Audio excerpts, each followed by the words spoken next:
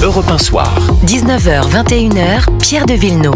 Et je salue mes camarades de la deuxième heure. Bonsoir Alexandre Malafaille. Bonsoir Pierre de Villeneuve. Du think tank Sinopia. Bonsoir Gilles Boutin. Bonsoir Pierre.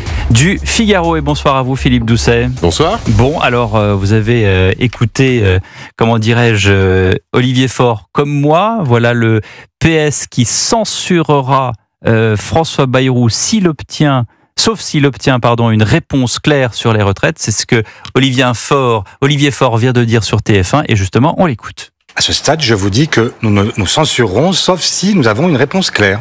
Et si nous avons la possibilité de dire que, oui, le débat est un débat sincère, un débat qui permettra tout simplement à la démocratie de fonctionner. Démocratie sociale dans un premier temps, démocratie parlementaire dans un deuxième temps. À cette condition-là, alors quelque chose aura vraiment changé dans le pays. Et il y aura un nouveau climat. Et si François Bayrou veut vraiment être l'homme qui ouvre une nouvelle période politique, s'il veut sortir de la crise politique dans laquelle nous sommes entrés, eh bien, il doit faire le choix de la démocratie. C'est simple, ça n'est pas compliqué à comprendre, et je pense que tous les Français qui nous écoutent l'entendent parfaitement. J'hésite entre deux images. Est-ce que Olivier Faure est dans la position du renard en bas de l'arbre et qui attend que le corbeau lâche son fromage en disant « Vous êtes peut-être le Premier ministre qui changera le système démocratique en France » ou est-ce que c'est, l'enfant qui supplie ses parents de lui offrir une friandise « Mais s'il te plaît, s'il te plaît, s'il te plaît, s'il te plaît ». C'est à la fois agaçant et à la fois, presque inédit comme situation, Philippe Doucet. Tout est inédit dans le pays depuis la dissolution. Donc on est dans un système. On n'en est plus là. Tout est nouveau. Non, mais tout est nouveau. On est dans la tripartition. On est dans un gouvernement qui n'a pas de majorité. On a eu une dissolution. On a eu un premier gouvernement Barnier qui est tombé, ce qui n'était pas arrivé depuis Pompidou 62. Donc tout est nouveau. Je vais vous poser la question. Donc tout le monde est avec sa lumière dans une caverne pour voir comment on avance dans quelque chose qui est complètement inédit. Je vais vous poser la question autrement. Qu'est-ce qui empêche le Parti socialiste de se rallier aux communistes, aux écologistes et aux insoumis pour censurer là, maintenant, tout de suite, le gouvernement de François Bayrou?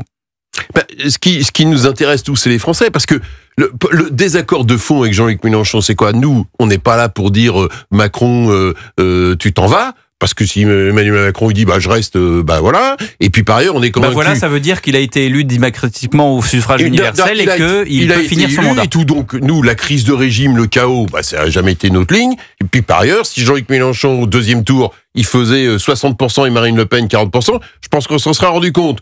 Donc une présidentielle demain, Mélenchon au deuxième tour c'est 35%, Marine Le Pen c'est 65%. Nous c'est pas notre scénario. Bon donc ça. La logique de Mélenchon, la crise politique, le chaos, ça nous intéresse pas, en espérant qu'il y a un moment révolutionnaire dans 6 mois, dans 1 an et tout. Bon, donc ça, nous, c'est pas notre sujet. Le grand soir qui arrive jamais, on connaît ça par cœur. Donc nous, notre sujet, c'est comment aujourd'hui, les Françaises et les Français, parce que nous, on ne demande rien pour nous. On ne demande pas de poste, on ne demande pas de responsabilité, on ne sera pas au gouvernement. Tout ça, c'est pas le sujet. Le sujet, c'est qu'est-ce qu'on arrive à avoir pour les Français dans cette situation, à la fois de problèmes économiques, de budgétaires, etc. C'est ça notre sujet. Et comme on a vu que 80% des Français, au moins, étaient contre l'histoire de la réforme des retraites, que tout ça a été vu comme un déni de démocratie, la question de comment on avance par rapport à ça, et ça veut dire que du coup, où François Bayrou il trouve un deal. Oui, mais pas simplement, parce que le 49.3, c'est un outil parlementaire. Qui a fait passer la réforme des retraites. Mais... Alors qu'une grande majorité, je crois 70% des Français étaient contre, entre 66 et 70%. Toutes les organisations syndicales, il y a eu des manifestations dans toutes les organisations syndicales, et quand on sait l'éclatement du champ syndical français... C'est pour ça que vous parlez de déni de démocratie. Voilà, c'est-à-dire que, en fait, vous voyez, quand Michel Rocard utilise 28 fois le 49.3, quand il est à l'époque Premier ministre sous François Mitterrand, personne se dit c'est un déni de démocratie. Là, c'est que tout le monde a bien vu que ça avait été quelque chose d'imposé par le haut. C'est majeur que la réforme des retraites. Oui, il y a eu des choses quand même fortes au moment quand vous faites passer 48 fois un 49.3 dans le cas de Michel Rocard. La conjoncture était différente. La conjoncture était différente. Mais, donc, on voit bien que tout ça a été vécu comme un passage en force. Bon. On est dans une société, on peut être pour, on peut être contre, où finalement, les gens n'acceptent plus le passage en force parce que on n'est plus dans une société de verticalité. Les gens veulent discuter, on est dans une société horizontale, donc faut discuter, faut trouver les compromis, il faut avancer. Et donc cette question-là du compromis, là-dessus, François Bayrou, il proposait ça, il y a eu des vraies discussions. Bon, honnêtement, ce soir, c'est pas la folie quand même, le résultat à tous égards, sur le fond, sur la forme, tout ça, c'est pas, tout le monde se dit pas, c'est un grand discours. Gilles Moutin du Figaro. Oui, à supposer que vous obteniez la clarté que vous réclamez sur les intentions de François Bayrou sur la réforme de retraite. Ça veut dire que vous êtes prêt donc à ne pas voter la censure jeudi et donc à vous mettre en dehors du NFP, puisque le LFI a agité la menace. Si vous ne votez pas la censure, vous êtes exclu. Oui, d'abord, le NFP c'est 4 partis, donc c'est pas LFI tout seul qui dit moi je décide que Pierre de Villeneuve il est plus Europe 1 Pierre de Villeneuve est plus Europe 1 parce que moi j'ai décidé donc LFI tout seul peut placer un candidat LFI face à un candidat PS lors des prochaines législatives. Oui, mais enfin le PS peut aussi mettre des candidats face à des candidats LFI à d'autres endroits avec parfois moins de chance, plus ou moins de chance. En fait, à la fin, tout le monde peut se faire harakiri. Oui, tout le monde peut se dire on met des candidats. Ça vous fait pas peur? Non, mais on connaît, donc tout le monde. C'est Antoine Wechter qui dit à Brice Lalonde, tu t'exclus toi-même du mouvement, en fait. C'est ça? Non mais donc on connaît, tout le monde connaît les méthodes de pression de Jean-Luc Mélenchon, on connaît tout ça par cœur, mais tout le monde se tire par la barbichette. Oui, vous y êtes retourné à chaque fois. Il y a eu la NUPES, ensuite il y a eu le NFP. Non, on n'y est pas retourné à chaque fois. L'histoire du NFP, c'est quoi? C'est l'échec stratégique de Macron. Il se dit la gauche est divisée. Donc nous, le rassemblement, c'est pas parce qu'on avait envie de partir en vacances avec Jean-Luc Mélenchon en disant c'est super, on va dîner ensemble. Le sujet, c'était comment on fait pour qu'il n'y ait pas un gouvernement avec Jordan Bardella. Vous pouvez considérer qu'à tort, mais c'est un espèce de réflexe pavlovien à gauche de se dire bon, on est en désaccord sur plein de choses, mais on va pas soutenir les fachos pour qu'ils arrivent au pouvoir. Donc on s'est mis d'accord pour pas avoir Jordan Bardella.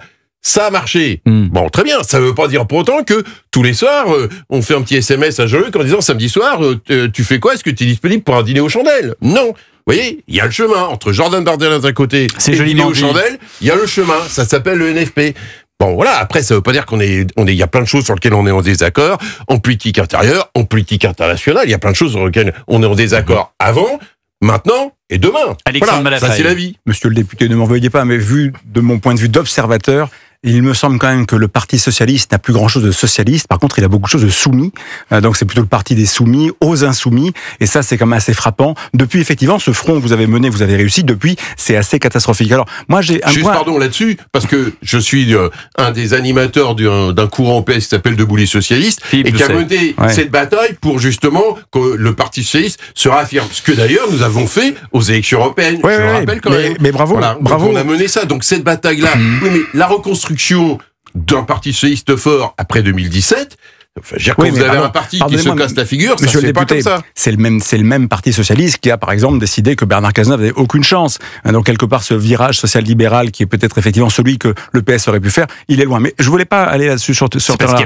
Je voudrais quand même revenir un peu sur la méthode proposée par François Bayrou. Et j'ai un peu de mal à vous suivre. Parce que finalement, vous êtes en train de dire qu'il n'y a pas de démocratie, mais justement, il propose de faire plus que ce qu'on a fait jusqu'à présent. C'est une vraie démarche démocratique. Et de s'appuyer sur ceux qui sont légitimes pour débattre de cette question-là, les partenaires sociaux qui ont un vrai processus méthodologique, et en plus de s'appuyer en toute transparence sur une démarche qui va être confiée à la Cour des comptes pour dire, voilà, quel est l'état des lieux? Parce que le gros défaut de la vie politique française aujourd'hui, vous le savez bien, c'est que quand même, personne ne parle de la réalité. Et donc on fait de la politique de manière idéologique, avec des principes qu'on brasse avec cette assemblée que vous connaissez bien, qui fait beaucoup de bruit et parfois pas beaucoup de fond. Voilà, là on a une démarche proposée. Pourquoi tout d'un coup vous mettez par principe, il faut tout de suite tout arrêter, et cette espèce d'ultimatum? Alors, c'est pas raisonnable.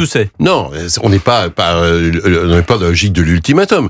Il y a deux choses. Qu'il y ait une conférence sociale, que ça discute avec les partenaires sociaux, on l'a demandé, donc ça va se passer. Ça, c'est bien, ça va se passer. On avait les problèmes des délais, parce qu'au départ, c'était 6 mois, 9 mois, et tout ça était beaucoup trop loin. Donc nous, cette logique de démocratie sociale, on porte ça depuis longtemps, donc ça nous va bien. Ce qui nous gêne dans cette affaire-là, c'est quand la conclusion, on revient à la réforme Borne, et ce qui nous gêne, c'est aussi le reste. C'est-à-dire le reste, si vous êtes dans un dialogue démocratique, ce qui peut se passer en Allemagne, aux Pays-Bas, en Belgique, en Espagne, avec toutes les difficultés, d'accord? À un moment donné, quand François Bayrou, il discute avec Olivier Faure, avec Marine Tondelier, et avec nos amis communistes, à un moment donné, vous avez un compromis.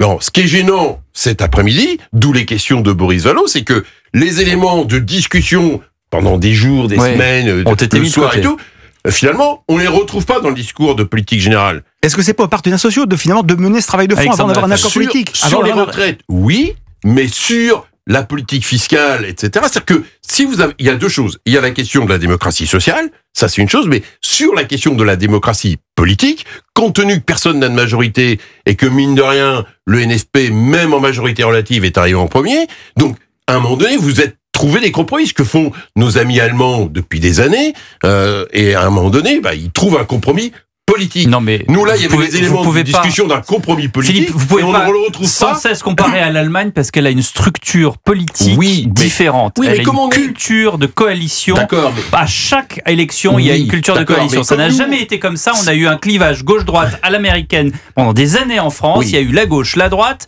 Et là, tout d'un coup, on nous dit il faut que vous fassiez comme les Allemands. Vous allez faire une coalition. Regardez, ils y arrivent très bien. Non, mais Donc, je suis désolé, c'est pas possible. Vous pouvez pas dire ça. On voit bien. Non, mais je sais bien parce que c'est un changement de culture politique. Mais la réalité, c'est comme vous l'évoquiez au départ, c'est que comme on est dans une situation inédite, dans une situation inédite où on avance un peu à l'aveugle dans cette caverne de post-dissolution de Darwin. Voilà. On va découvrir l'humanité. Du coup, il faut à un moment donné trouver ce chemin-là. Donc la situation, l'attente des Français et des Français nous oblige à un compromis, ou le chaos, ou le compromis, ou l'accord avec Marine Le Pen, ce qui revient au chaos puisque à la fin il y a eu la censure. Bon, d'accord. Donc la question là-dedans, c'est que dans les jours et les heures, les nombreuses heures de discussion avec le ministre Monsieur Lombard et avec François Bayrou, il devait y avoir une logique de compromis sur la fiscalité sur les plus riches, sur ceci, sur cela, sur le budget et tout.